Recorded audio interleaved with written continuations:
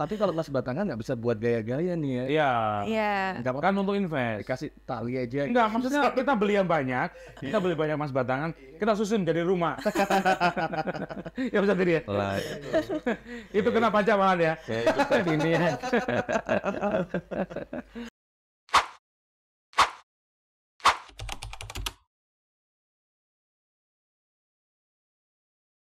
Tak, Oi, aku itu lagi seneng sekarang. sering kenapa? Karena dunia elektronik yang semakin digitasi,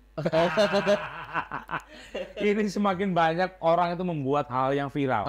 Terus Kemarin aku lihat sama istriku itu, Heeh. sampai aku bertengkar loh. kenapa? Istriku minta emas bro, minta kalung emas, cincin emas, Ya. gigi emas, Tinggal dibeliin dong. tinggal dibeli. Kenapa bertengkar? Ini masalahnya ada satu suku atau ras ya, golongan gitu ya, di beberapa tempat gitu ya, yang suka dengan perhiasan. Oh gitu. Istriku pengen. Ada memang cewek yang nggak suka perhiasan, Pak? Ada. Ada ya? Ada. Iya. Anakku yang kecil. Kan cewek juga. Iya, Nah, kita bahas soal emas hari ini karena dengar-dengar ada PPN atau PPH. Apa? Mas ada pajaknya? Katanya gitu nggak tahu sih. Makanya kita hadirkan di sini. Oke. Ada Mas Adri sama Mbak Rifka Ajeng Fitrian. Oh, alhamdulillah hafal lagi. Selamat pagi, Bapak Sehat ya? Alhamdulillah. Ini bener nggak sih katanya ada pajaknya gimana sih Mas? Iya, memang dari dulu sebenarnya ada. Oh, dari dulu ya? Ya. Ya kita sebagai konsumen akhir atau pembeli Iya. emas itu nggak ngerasa bayar karena memang ketika dijual emasnya kita dapatnya kan bon atau nota. Di situ kadang tidak disebutkan berapa sih pajaknya gitu. Tahu-tahu sudah dapat emas harganya sekian gitu. Nggak ada terus nyang-nyangan tentang pajak gitu misal di pasar atom gitu. Oh saya pengen pajaknya sekian. Nggak ada. Adanya langsung harganya aja berapa. Itu berapa persen Mas Adri kalau boleh tahu ya? Kalau dulu kan memang ada nilai pajak atas penghasilan, tapi itu tidak dikenakan atas konsumen akhir. Dulu rate-nya itu masih 10%. Oke. Tapi dengan adanya regulasi yang baru dan melihat memang perdagangan emas ini kan memang suatu komoditas yang benar-benar strategis ya. Dan sifatnya ini sebenarnya bukan untuk konsumsi bahan pokok atau apa gitu, enggak, lebih pada investasi, gaya hidup. Ini sebenarnya barang mewah. Sehingga kita ini memang mengambil contoh objek yang bisa dipajaki ini memang memilih mana yang memang cocok sehingga secara perpajakan ini adil. Jangan sampai kita memajaki justru yang bahan pokok beras dipajaki gitu. Nah, itu kan untuk kita konsumsi. Kalau kita makan beras kan bisa meninggal kan. Nah, kalau kita nggak makan emas kan malah nggak meninggal. Kayaknya rame tuh kalau beras dipajakin. Iya. Ramai ke kantor pajak ya. Nah, ini kalau misalnya untuk yang pembelinya atau istilahnya apa ya? Kalau dalam dunia sembako itu grosirnya. Iya, owner bang biasanya nih ada ya di toko-toko emas itu ya. Pedagang ya. Ya pedagangnya itu dikenakan pajak juga nggak, Mbak Rifka? Nah, di sini Pedagang emas ya. Kalau misalkan pedagang emas ini kan beli dulu kan Mas ya, bahan bakunya misalnya nih. Kalau misalkan dia belinya tuh dalam bentuk emas perhiasan jadi dari pabriknya gitu ya. Pabriknya pun juga wajib harus memungut PPN kepada pedagang ini, pedagang emasnya juga. Dan wajib juga memungut PPh pasal 22. Jadi mungkin tadi yang belum disinggung itu kan komponen pajaknya itu sebenarnya ada 2 gitu. Serem ya. Satu aja udah serem apalagi 2 ya. Jadi kalau ini nggak sulit. Jangan main mas. Main mbak. Iya. Ada 2 Mbak Rifka. Iya ada 2 betul. Yang pertama namanya pajak penghasilan. Oke, pajak penghasilan. Yang kedua adalah pajak pertambahan nilai atau biasa kita singkat dengan PPN. Jadi kalau misalkan ada pedagang emas, kulak ya istilahnya, beli dulu kulak dulu ke pabrik gitu ya. Nah itu bisa dikenakan 2 jenis pajak ini, PPh pasal 22 dan juga PPN gitu. Tapi ada kondisi-kondisi tertentu di mana PPh 22 ini tidak dikenakan gitu. Misalnya pedagang emas ini adalah wajib pajak yang dikenakan yang namanya PPh final. Pernah dengar nggak Mas? Pernah dengar? Pernah barusan. Barusan Iya. ya. PPh final atau PPh UMKM ini itu dikenakan tarif 0,5%. Jadi bagi wajib pajak yang dia berhak menggunakan tarif ini, mereka tuh biasanya punya namanya surat keterangan. Oke. Nah kalau misalkan dia nggak pengen nih dipungut PPh 22-nya, nah mereka bisa menyerahkan yang namanya surat keterangan ini ke pabrik emasnya. Nah, pabrik emasnya kalau sudah tahu dia punya surat keterangan, otomatis tidak akan dipotong PPh pasal 22-nya. Tapi PPN-nya tetap dipungut. Kalau PPN. Iya, gitu ya. Betul. Nah, apakah transaksi semuanya kena pajak, Mbak? Transaksi emas? Transaksi emas ya. Emas sendiri. Atau ada nggak sih yang nggak terkena pajak transaksi emas itu? Pasti mau beli yang nggak kena pajak. Iya. Emas itu kan sendiri ada macam-macam ya. Iya. Ada yang emas batangan gitu ya. Ada yang emas perhiasan, yang bling-bling yang bisa dipakai itu ya kan. Ini Mas Ferry. Si Mas Ferry tambah Ferry. Mas Atul juga. Dari kita bertiga tuh yang nggak kena pajak.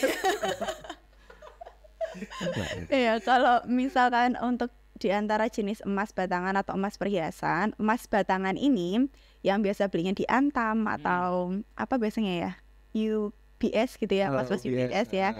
Nah itu memang tidak dikenakan PPN gitu. Jadi kalau misalkan kita sebagai konsumen akhir, masyarakat biasa pengen beli nih buat investasi emas itu kan, itu dibebasin. Jadi kita nggak kena PPh 22, PPh 22-nya tidak dipungut, PPN-nya pun juga dibebaskan.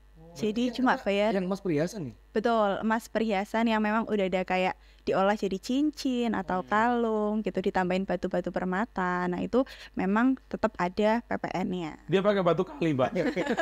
Pak, kalau gitu, tapi kalau emas batangan nggak bisa buat gaya-gaya nih ya. Iya. Iya. Enggak kan untuk invest. Kasih tali aja. Enggak, maksudnya kita beli yang banyak, kita beli banyak emas batangan, kita susun jadi rumah. Ya bisa jadi ya. Itu kena pajak banget ya. Ini ya. Oke, kalau kita ngomongin soal transaksi tadi ya, yang dikenakan penghasilan atau pajak penghasilan ini saya kemarin juga dapat keluhan dari teman-teman Rifka. Ini sorry, bukan hanya soal emas, tapi soal pembelian di belanja online. Itu juga pajaknya sekarang semakin menggila, benar nggak sih? Belanja online apa ini, Mas? Ini kalau beli handphone, beli apa, gadget-gadget gitu, dia tuh usahanya kayak gitu. Dan dia tuh mengeluhkan gara-gara pajaknya yang terlalu mahal. Kita ngomongin ini nggak apa ya, sedikit saya ada titipan soalnya. Mumpung ada Mbak Rifka, ada Mas Adri, gimana sebenarnya? Oke, untuk penjualan di platform atau di marketplace, itu memang ada regulasi yang sudah mengatur, tapi itu belum mencakup seluruh ekosistem gitu ya. Jadi kan ekosistem ini banyak ya untuk marketplace atau penjualan secara online ini. Ada yang sudah tergabung dalam regulasi, ada yang belum. Ada yang konsumennya ini kalangan tertentu khusus seperti instansi pemerintah ya. Dan ada yang di luar instansi pemerintah. Nah, yang sudah kita lakukan regulasi itu baru yang pihak marketplace-nya yang kita tunjuk sebagai pemungut. Nah, kalau ada marketplace yang belum ditunjuk sebagai pemungut, dia nggak mengungut di situ.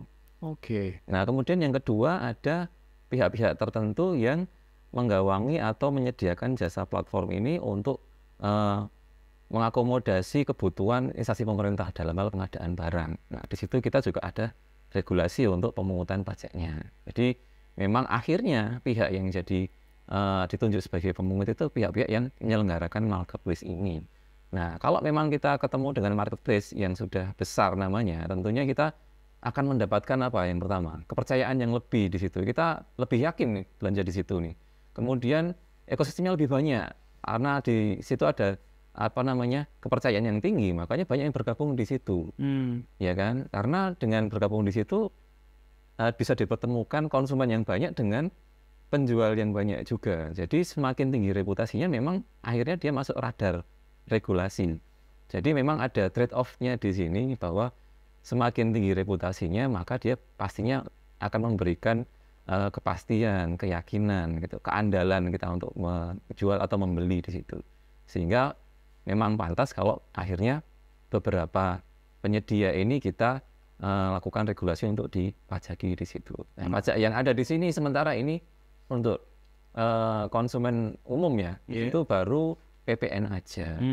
Jadi PPh-nya enggak. Kalau PPh itu kaitannya nanti dengan regulasi kepada penyedia yang masuk ekosistem untuk menjual kepada instansi pemerintah aja. Sementara itu aja dulu. Baik, ini sudah terjawab teman-teman ya. Iya. Nanti jangan lupa untuk fee saya. Untuk ngomongin online nih, kalau transaksi emas via online ada pajaknya juga? Transaksi emas secara online, iya, sama saja sih sebenarnya. Mau Aku masih langsung mencari celah-celah nih yang nggak ada. Kayaknya nggak ada Pak. Semua itu tertulis ya. bisa kan beli emas batangan tadi kan buat investasi kan. Oh iya. Gitu ya. Nggak kurang cantik sih Pak. Copetnya ada Biasanya kalau masalah point of sale ya. Jadi misal point of sale-nya mau lewat online atau enggak. Sebenarnya yang jadi kuncinya itu bukan kita sih. Jadi kunci itu yang jual sebenarnya. Gitu ya. Karena yang jadi perdagangan mereka, yang diberikan regulasi dan kemudian diwajibkan untuk memungut PPN ya mereka. Artinya kalau mereka ini comply, maksudnya mereka ini patuh pada hukum, pada peraturan, ya mereka tidak akan diekspos pada risiko nanti diperiksa atau apa. Apalagi kalau bisnisnya online. Ya online ini kan sebuah exposure yang besar gitu. Nggak cuma konsumen juga yang tahu, tapi orang pajak juga tahu. Yang saya pikirkan gini, emas sekarang itu bukan per kilo ya, per gram. Pak, berkilo. Iya, sultan ya. Nggak bisa jadi, tak bisa jadi. Kamu kalau kaya beli per kilo gitu kan. Nggak begini, dihantam berapa sih, maksudnya di harga berapa? Berapa persen untuk Jadi untuk emas pajaknya? perhiasan, emas yang sifatnya bukan perhiasan ini sebenarnya ada tarif yang menjadi pilihan, choice. Yang menjadi penentu nanti di sini adalah apakah si penjualnya itu menjualnya kepada konsumen akhir atau kepada emas pabrik emas atau kepada pedagang emas lain. Apakah ketika dulu belinya itu dia menggunakan faktur pajak yang lengkap atau tidak. Nah, itu akan menjadi pembeda. Cuman di sisi hilirnya akhirnya ada tarif 0%, tarif 1,65% dan tarif 1,1%. Nah, yang khusus 0% ini kalau pedagang emas itu menjual ke pabrikan.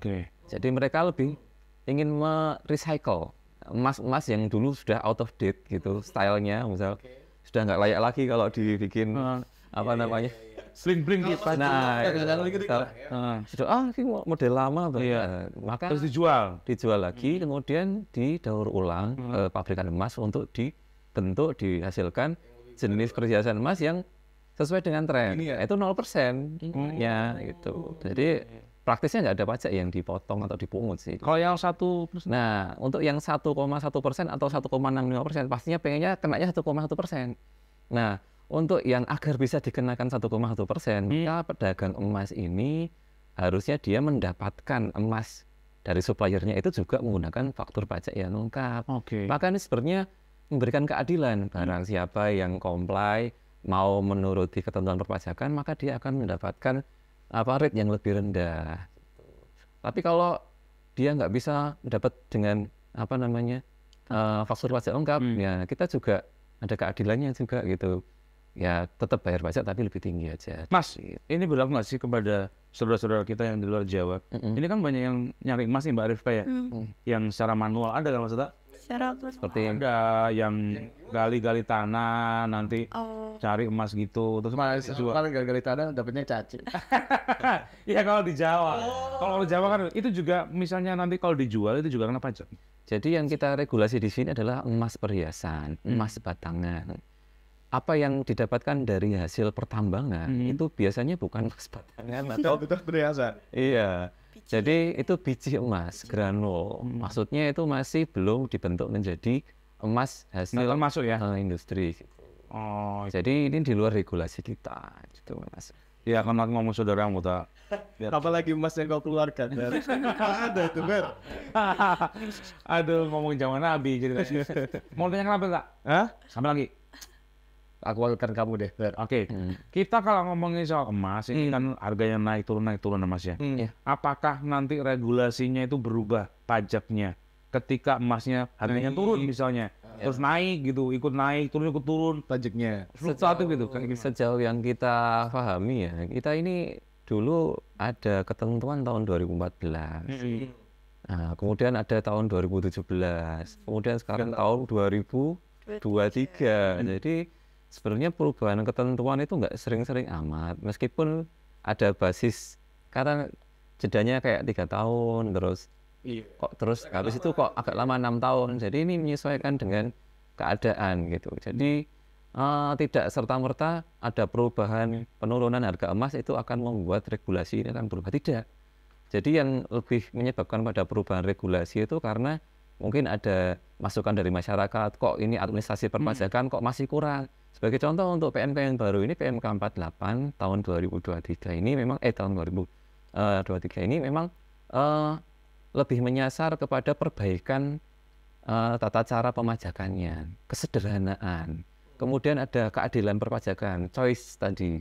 Kalau comply bisa kena rate yang lebih rendah, kalau lebih nggak suka pakai faktur pajak lengkap ya akhirnya nantinya konsekuensinya rate-nya lebih tinggi ya, kayak gitu. Kemudian juga untuk case-case seperti pedagang emas menjual ke pabrikan itu tarifnya 0% itu kan belum diatur dulu.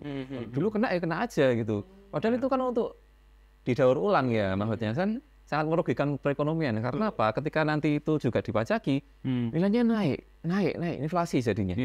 Maka kita mengatur ini juga untuk meregulasi perekonomian negara agar tidak ada inflasi yang terlalu tinggi gitu kira-kira. Jadi alasan adanya perubahan ketentuan ini tidak serta-merta ada adanya naik turunnya. Kalau naik turun itu dari tahun dulu sebelum Krismon sampai dengan sekarang sudah naik turun terus gitu. Tapi untuk tarif bukan pajak alasan. mungkin ya turun ya. Tarif pajak mungkin kan turun. Ya. Dimungkinkan turun. Karena ada Naiknya gitu. Ya, ketentuan dalam undang-undang itu yang bisa mengubah tarif PPN. 11% ini mungkin bisa jadi 12%, bisa jadi lagi. Itu tergantung dari perekonomian negara bagaimana. Ya, kita sih untungnya bukan negara yang terlalu agresif dalam menentukan perubahan tarif ya. Kita sudah berapa tahun nih sejak tahun 1983 sampai dengan tahun 2021 kita tarif 10% terus. Tapi kita karena ada standarisasi internasional, kok tax rate kita itu rendah sekali. Kemudian kita ini kalah bersaingnya. Untuk masalah perekonomian global ini kan kita harus meningkatkan daya saing. Negara juga membutuhkan dana. Maka kita juga ya itu tadi. Ini sih malakama, tapi negara harus memutuskan di sini ya. Mau nggak mau akhirnya di 11%. Saya ke Mbak Rifka Ajeng. Mbak Rifka, sebenarnya kalau kita beli emas, aku ngomong ke tokonya, nggak usah pajak lah berapa gitu, boleh nggak sih? Aku mau beli, tapi nggak mau pajak. Ya nggak usah pajak lah. Oh gitu. Ya kalau misalnya emang pedagang emasnya itu tidak ada niatan untuk patuh terhadap ketentuan kan sebenarnya itu bisa-bisa aja, ya kan. Cuma kayaknya pedagang emasnya nggak bakal mau deh mas. Konsekuensinya apa sih misalnya kalau gitu ya? Di segi konsumen akhirnya nggak ada konsekuensi apa-apa, tapi justru penjualnya iya. Pedagangnya gimana? Kalau misalkan pedagang itu suatu saat dia ketahuan nih ternyata dia pedagang emas, aktif berjualan emas, punya penghasilan, tapi dia nggak pernah melakukan kewajibannya sebagai pedagang emas, memungut PPN dan lain sebagainya. Ketika sampai di pengawasan atau pemeriksaan gitu kan ada data, nah pedagang emas tuh bisa dihitung mundur pajaknya. Jadi misalnya nih dia jualnya di tahun 2023, baru ketahuannya di tahun depan misalnya 2024 gitu kan. Kita tuh bisa menghitung mundur pajaknya dia. Oh gitu. Dan itu ya konsumennya udah lari entah kemana kan. Mau nggak mau kan pedagang itu harus bayar pakai uangnya sendiri kan. Oh harus gitu ya? Iya dong, kan itu kan kewajiban. Iya betul. Itu kalau ketahuan. Kalau nggak ketahuan, sorry, sama kita hitung-hitungan tadi. Kalau nggak ketahuan. Ya. Tahu misalnya gini, emang nggak ada yang nanya kok gitu gimana? Gitu. Kalau misalkan di zaman sekarang ya dengan perkembangan teknologi yang sangat pesat gitu kan, gampang banget nggak sih mas mau ngintip si A, si B, si C ini usahanya apa itu kan gampang banget, apalagi di zaman ada pertukaran teknologi dan informasi. Enggak. Ya kan? Berarti selama ini orang-orang bikin heboh itu Mbak Rifka ini ya. Selalu ngintip-ngintip teknologi gitu ya. Iya, jadi DJP sendiri juga ada kerjasama kan dengan banyak pihak gitu kan. Oke, contohnya ini Mbak Rifka. Sorry Mas Adri ya. Kalau teman-teman pajak ini tahunya dari mana sih kok semua tahu gitu loh. Transaksinya kan padahal notanya juga disembunyikan. Kwitansi juga nggak tahu. Tahunya dari mana jual belinya? Sebenarnya undang-undang ini kan semua masyarakat tahu, bisa ngakses ya. Di sini Indonesia ini juga termasuk sebagai negara yang masuk dalam International Transaction Exchange of Information. Maksudnya informasi itu dipertukarkan antar negara. Bahkan secara internasional saja sudah ada. Apalagi yang di dalam, yang pemerintah kita sendiri memiliki kewenangan untuk mengatur pertukaran informasi yang sifatnya rahasia aja, semacam perbankan aja bisa dianulir karena undang-undang perpajakan. Apalagi yang di luar perbankan gitu. Saya kira seperti itu. Ada pemeriksaannya atau pengawasan terhadap pedagang-pedagang emas nih? Ya selalu. Pengawasan itu kami selalu melekat ya. Maksudnya kan supaya apa nih? Maksudnya dengan cara kayak gimana nih? Ya itu tadi ya, mungkin triggernya laporan tahunan itu atau gimana? Macam-macam triggernya, nggak cuma dari laporan tahunan. Kita juga ada visit ke lapangan. Ya kan, kita visit nih ke lapangan, misalnya petugas A itu bertanggung jawabnya daerah Wates misalnya. Ya dia datang ke sana, dia cek apakah ada. Kalau berdasarkan visit lapangan tuh ada potensi nih, tapi indikasi ya. Ternyata waktu dicek, loh, kok dia nggak pernah setor pajak, nggak pernah apa. Nah, bisa nih kita hitung potensi, kita bersurat ke WP-nya. Misalnya kayak gitu yang pertama. Yang kedua bisa juga ada trigger yang tadi Mas Adri bilang, pertukaran data. Nah, ada trigger nih, ada droppingan data nih. Pemilik NIK ini punya indikasi bahwa dia punya transaksi ini.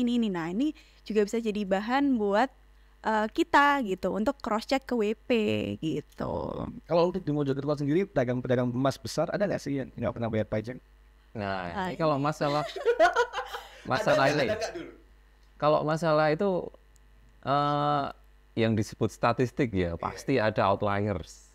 Outliers itu pasti ada.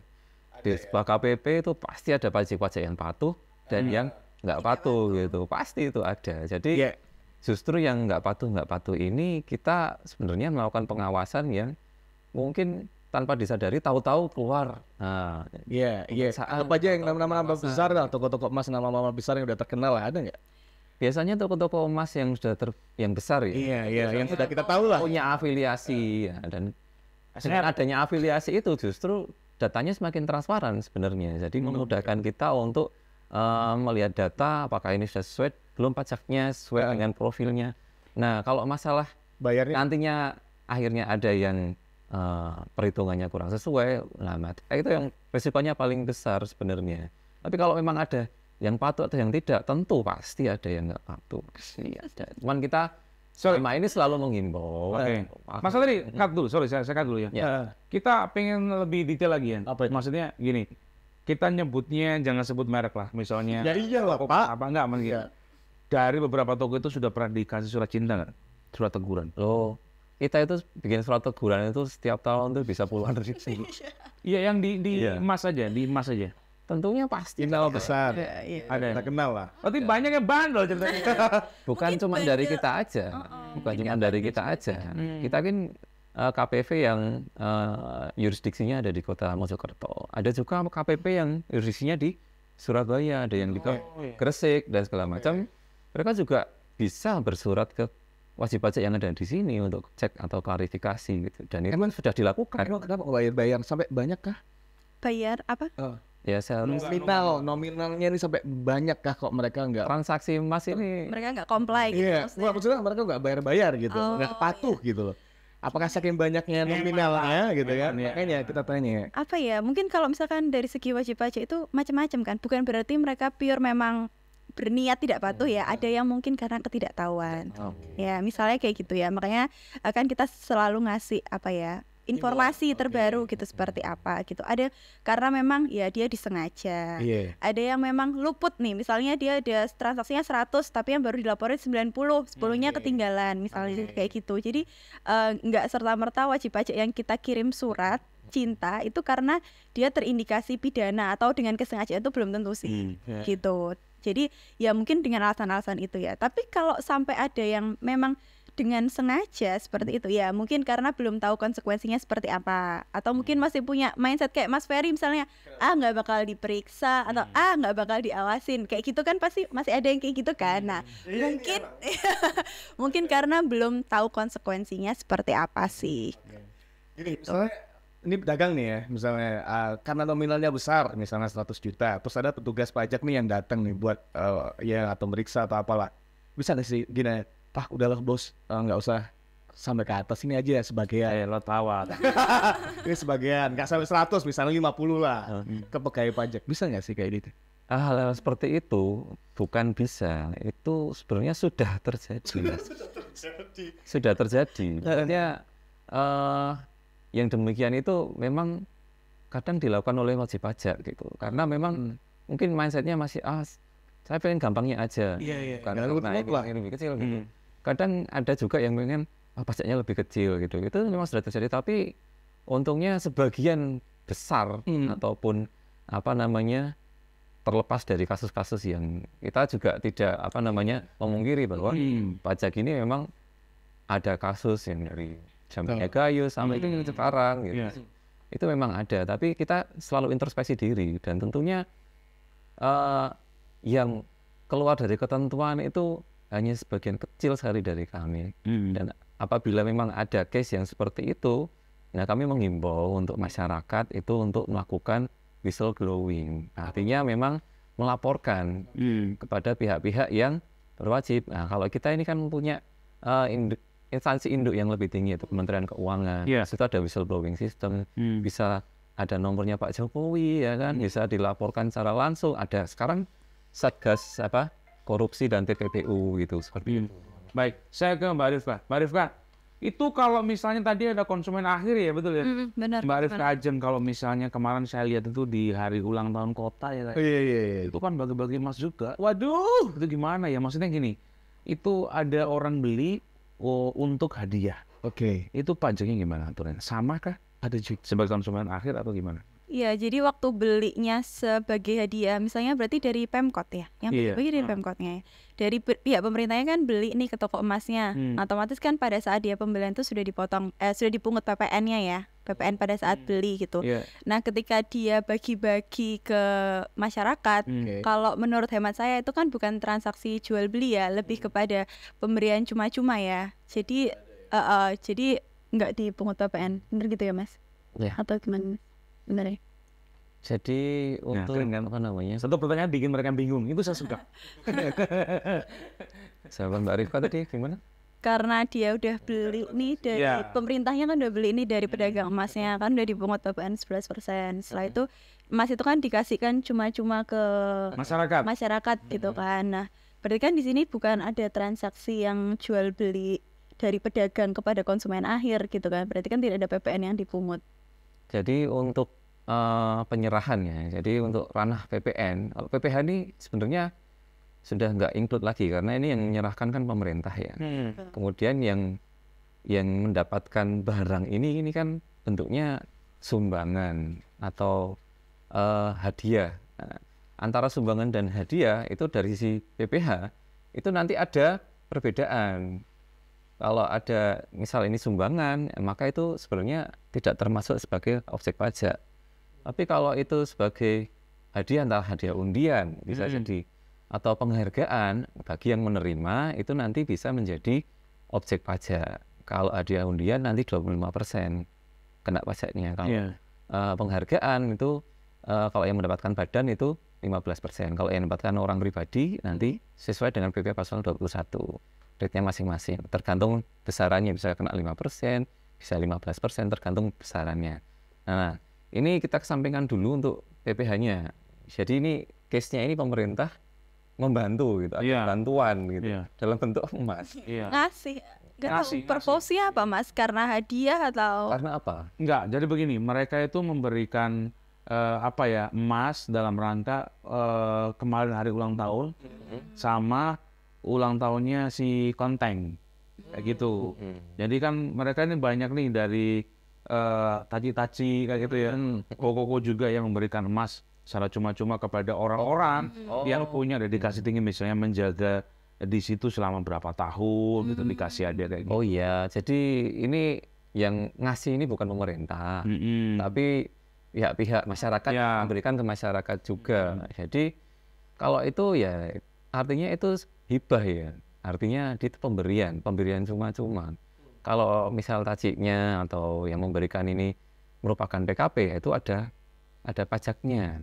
Tetapi kalau yang memberikan ini bukan PKP, maka PPN-nya di situ nggak ada PPN-nya karena nggak mungut PPN. Jadi karena ini sifatnya bukan lagi masuk ke ranah ketentuan yang terkait pemungutan emas atau pemungutan PPN atas emas perhiasan sebagaimana di regulasi PMK 48 ini, maka yang berlaku ketentuan umum PPN. Artinya kalau yang menyerahkan ini bukan PKP, maka di situ tidak akan ada PPN-nya. Tapi kalau dia PKP, ya harus mungut ya, sebagai pemberian cuma-cuma atau enggak. Gitu kira-kira. Dan biasanya kalau yang demikian itu karena ini aksinya entah aksi simpatik atau aksi kemanusiaan, solidaritas, maka biasanya yang menanggung pajaknya akhirnya itu kan yang ngasih gitu loh biasanya. Kalau pengajuan PKP sendiri tuh kayak gimana? Ya. Pengajuan PKP itu mengajukannya secara langsung di KPP tempatnya terdaftar ya. Misalnya punya NPWP terdaftar di KPP Pratama Mojokerto, nanti mengajukannya ke sana gitu. Yang perlu disiapkan sih kalau orang pribadi misalnya yang perlu disiapkan yang pertama ya formulir permohonannya, kemudian ada fotokopi KTP dan NPWP-nya, lalu harus dipastikan SPT tahunan selama 2 tahun terakhir itu sudah dilaporkan dan tidak punya utang pajak. Nah itu diajukan ke KPP. Kalau dia wajib pajaknya badan usaha, mau PT, CV kayak gitu ya, maka nanti tinggal ditambahi dengan fotokopi akta pendirian dan perubahan apabila pernah melakukan perubahan. Gitu. Yes. Kamu tanya lagi? Enggak, aku ini aja pengen tahu realnya aja mungkin agak mudah. Kalau persen-persen kan bingung nih.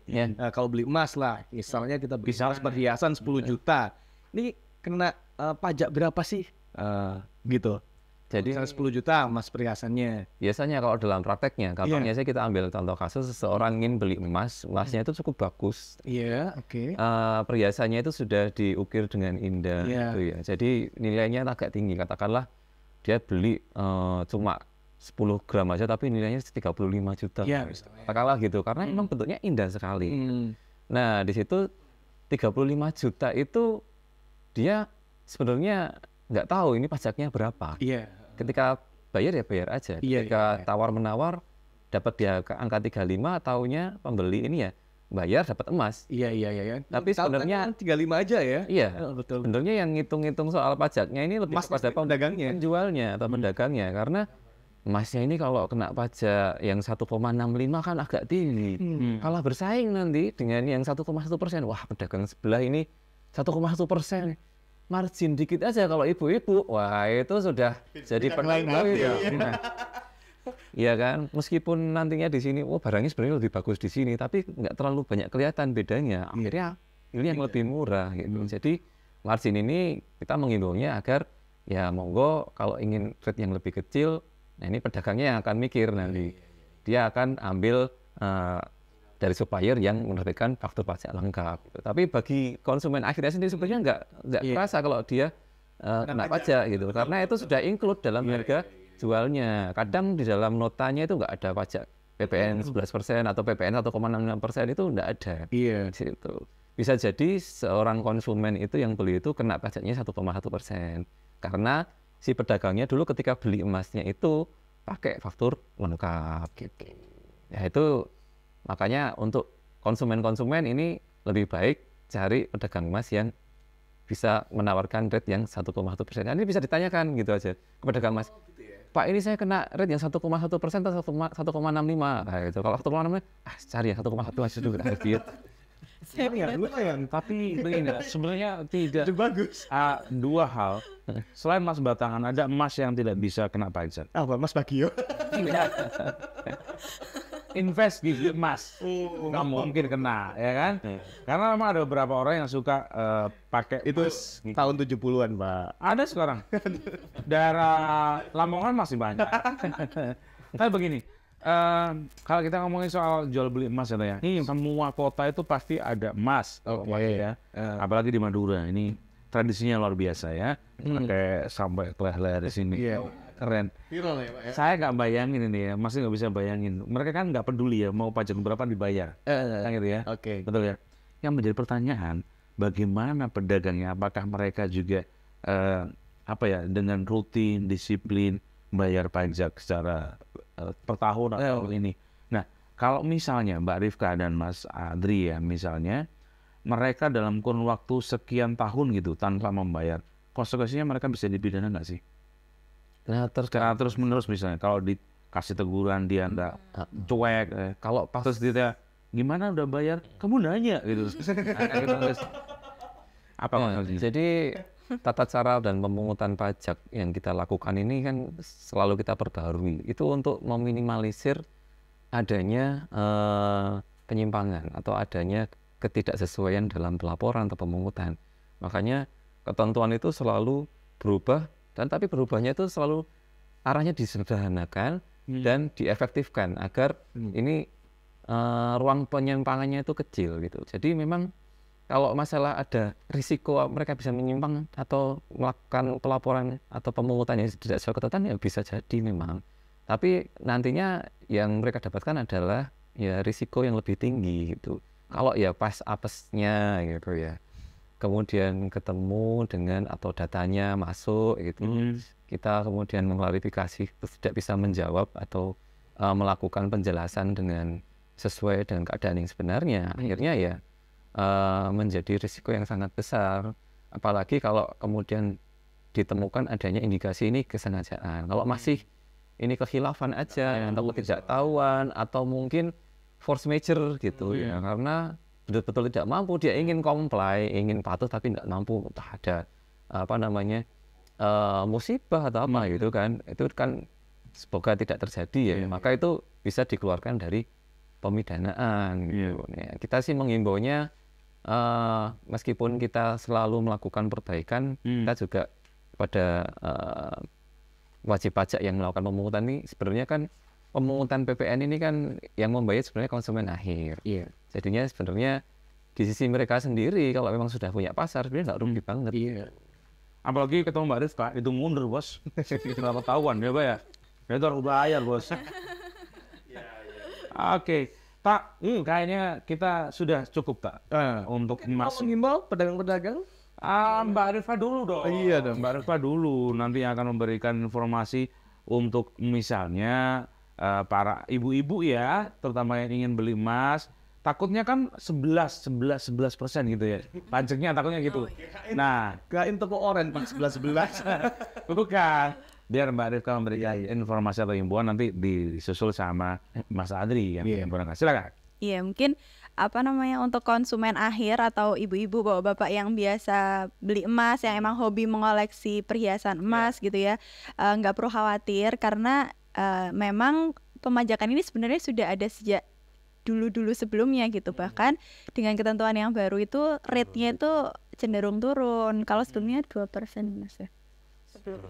Ya, kalau sebelumnya tuh rate PPN-nya tuh rate bersihnya itu 2% dari harga jual. Nah, dengan ketentuan yang sekarang, apalagi kalau bisa beli di pedagang emas yang punya faktur pajak lengkap, kan rate-nya jadinya cuma 1,1% aja ya kan. Jadi sebenarnya nggak perlu kaget, malah harusnya dengan ada ketentuan ini itu membantu ibu-ibu untuk semakin gencar membeli emasnya, karena kan PPN-nya turun, harganya otomatis totalnya lebih rendah gitu kan.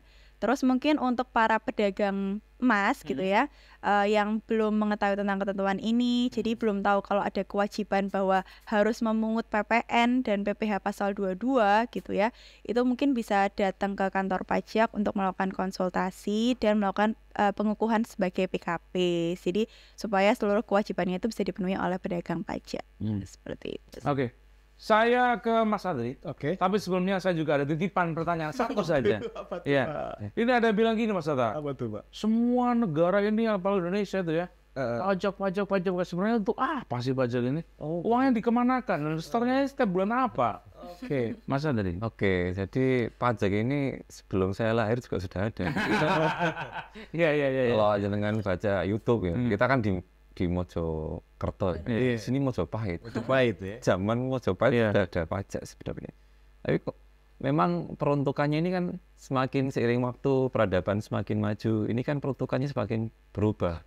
Dulu tuh pajak itu sebenarnya murni untuk kekuasaan.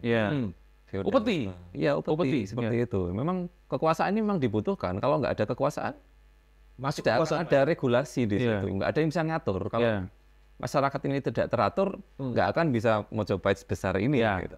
Menjadi warisan legenda Mojokerto kan.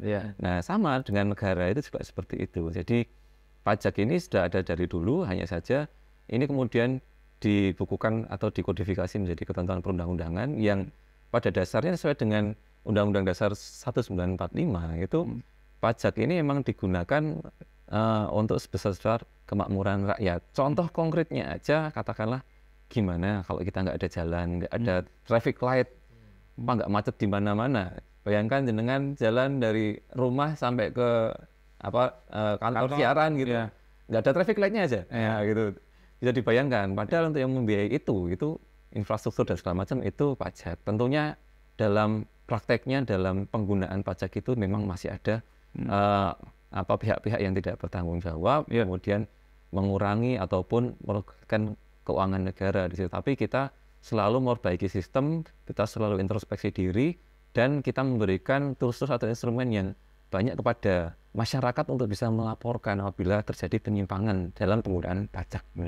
Baik. Makanya kamu kemarin itu waktu gesekan sama orang, saya ini bayar pajak, NPWP nggak punya.